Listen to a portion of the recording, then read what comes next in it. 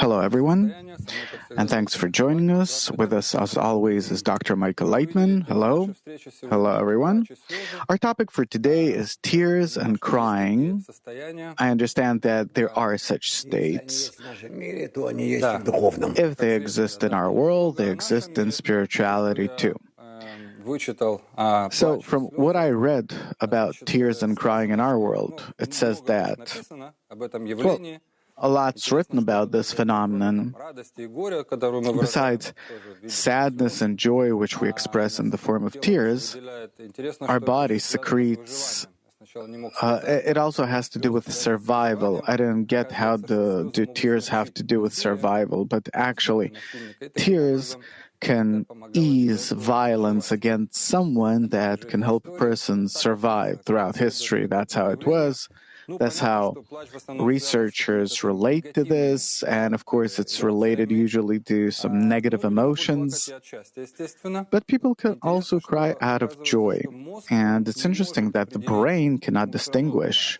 It doesn't care, positive or negative emotions. There's some kind of flow of emotions, and it secretes, it gives an order to tear. So the question is, what is the reason for tears in spirituality? It is when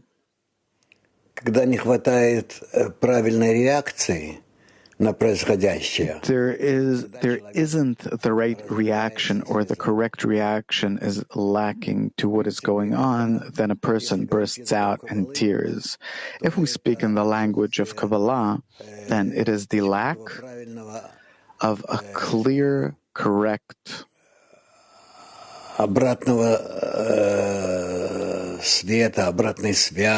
reflected, returning light, connection, the so-called Ol Mekif, surrounding light,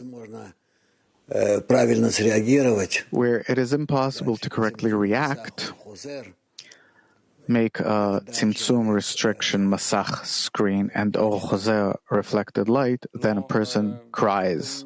But it's not always accompanied by tears in spirituality like in our world, because there is no body in spirituality. What does it have to do with the body? No. What it means here is that it is a certain reaction of the desire to what is going on with it.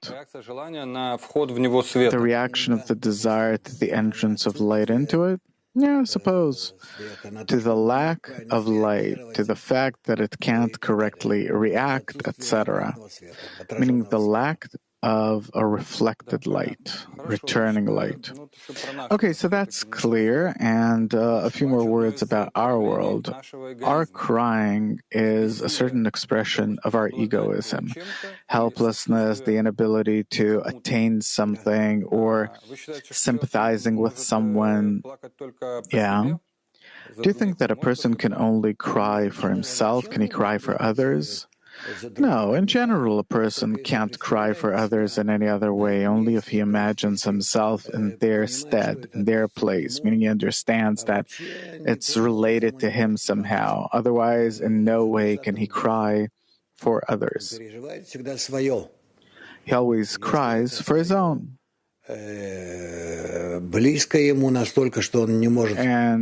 if whatever it is close enough to him that he can't hold himself back or express his emotions in other ways, he cries.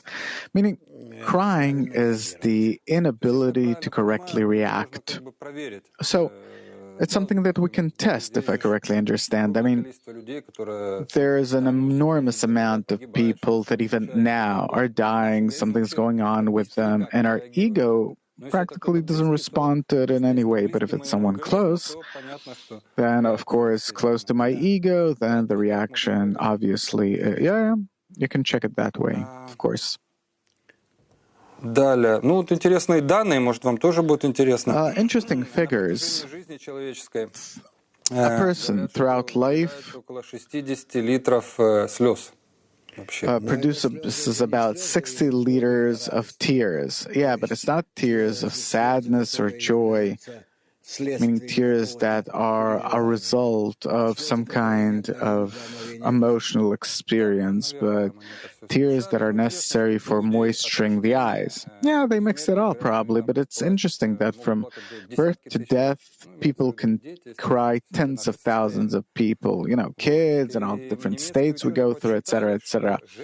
German scientists calculated that women can cry from 60 to 70 times a year, while men cry 10 times less. Researchers also found that men on average cry 2 to 4 minutes, and women can cry much longer, etc. The question is, what's the difference between male and female tears? I mean, spiritually wise. In spirituality, I can't say that there's a difference, because in spirituality, women and men are a bit of a different structure than what we have in our world. Women, or male and female tears, obviously, why they're so different. A woman, she experiences everything externally more emotionally. A man experiences everything emotionally more internally. And therefore, women's tears, like that of children, and also these of men, they differ and are expressed more frequently, less frequently, deeper, in a more superficial way. So you're saying that in spirituality there's no difference between male and female tears? No, there's no difference in spirituality, meaning the external expression is such, but internally, no difference. Between a spiritual man and a spiritual woman, the difference in producing tears does not exist. I read in one of your books that tears, you say, are the expression of passive participation in the correction. Also, you described it as the state of smallness of katnut, meaning only a protection from the ego, but it doesn't enable you to work with it. What is passive participation in correction? Well, when a person doesn't have the ability to ask by himself, to demand, to participate in his own correction, but he only as if states a fact that he is in a certain state, but that's it, then as a result of this passive state, he tears out of his own weakness. So in spirituality, there is the smaller and bigger state, and in our world, there is the state of infinity until a certain age, etc., etc. And we see that little children, they tend much more to cry, obviously. It is a result of the helplessness that one experiences in spirituality. Yeah, that a person can't work with his ego. Of course. And due to the helplessness, he cries. Well, besides, little kids also learn how to manipulate their tears. So for them, it is a natural, instinctive, protective reaction. Well, that's clear. It says that the Creator, he sheds tears into a great sea. So it says in the book of Zohar, because he as if can't perform the correction instead of man. What does it mean that the Creator cries? As I said before, tears are all choser, reflected light. These are those qualities that a person needs to express in order to clothe the direct light of the Creator into his reflection, and then the light of the Creator will clothe in the light, in man's light, and between them there will be a good, direct, straight connection. So tears are those as if remnants, surplus, that man cannot correctly accept, cannot address direct light in them, and therefore this is the way that they are expressed. So in simple words, if I understand that a person needs to want correction and he doesn't, and the Creator suffers, if we're talking a part of the Creator, then yes. The upper Partsuf secretes or produces tears.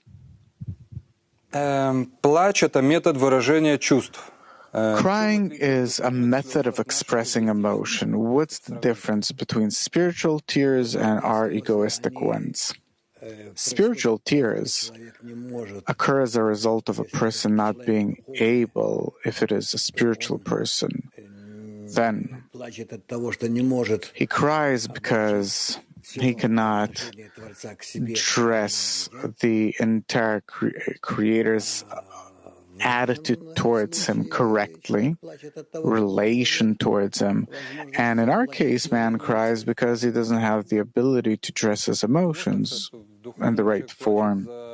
Can we say that in spirituality a person cries for others, for not being able to love and bestow, and in our world, for not being loved? Yeah, that he's unfulfilled.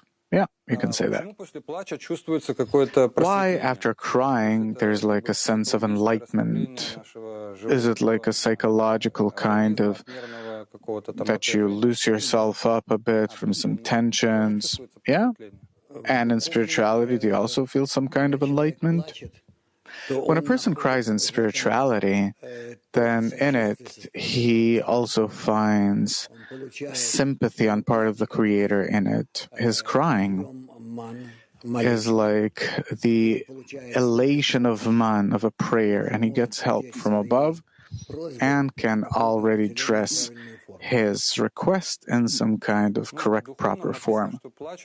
In spirituality, it says that crying is cleansing. What do we need to cleanse?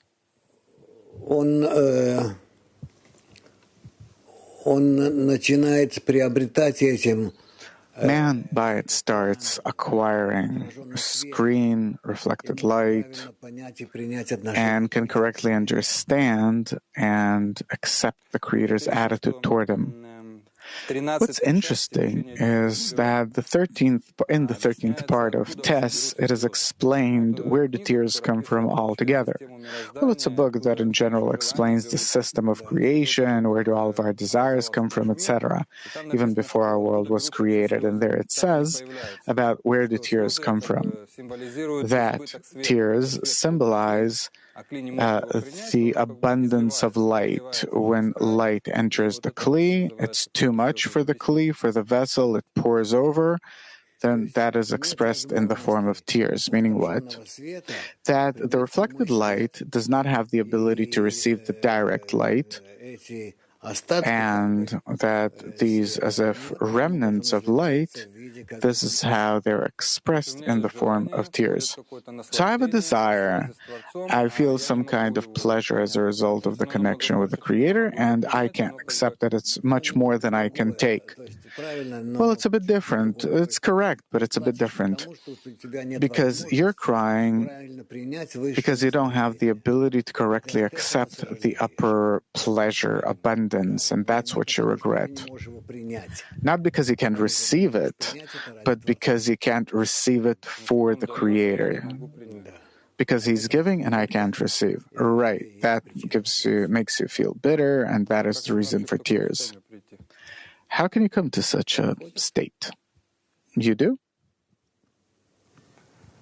Далее, еще такой вот о слезах, если мы говорим о наших первоисточниках, написано, что... If we're talking about tears in the source texts, it says that the sons of Israel cried for Moses on the steppes of Moab for 30 days. What kind of inner state are we talking about here?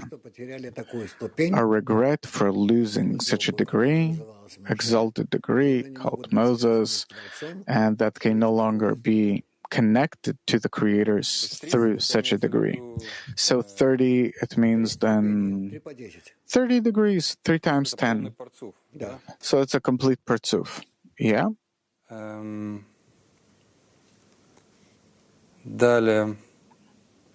Next. Well, I checked, and in the source texts, it says a lot about this state, the condition of tears and crying, because it is the clothing of light in such a clothing of reflected light that is necessary for the connection of the lower with the upper.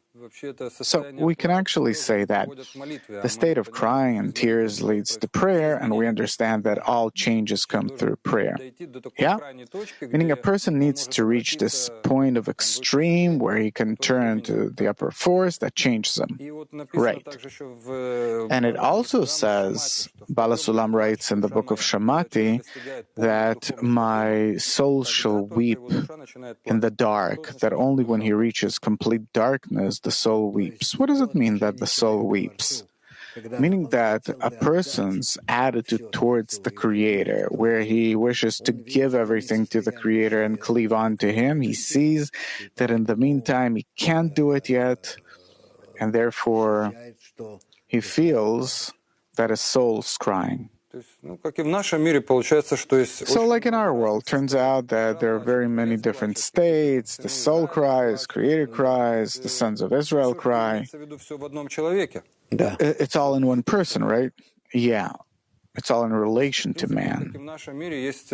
So, like in our world, there are different kinds of tears. Some come as a result of sadness, There's this concept that says that all the gates are closed beside the gate of tears, Shalad Mot in Hebrew, the gate of tears. And there he says that if the gate of tears is open, then what do you need the rest of the gates for? Why not just go through the gate of tears then immediately? What are the gate of tears? What is it?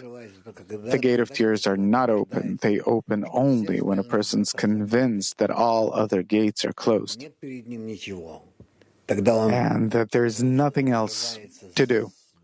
Then he breaks out and cry, prayer, and sees that the gates of tears open to him. So a person is facing many obstacles. Suppose all the gates to the Creator are closed besides the gate of tears. So why not immediately enter the gate of tears? No, a person doesn't feel that they're open. Only if he's convinced that all other gates are closed. And he cries due to his own helplessness. Then he sees that the gate of tears is open before him. So what it says is one thing, and what a person needs to go through is another thing. He needs to be convinced of it by himself. Yeah, of course. So gates in our life can be what, more or less? What is that? What could be closed gates in our life? Closed gates, open gates. It is the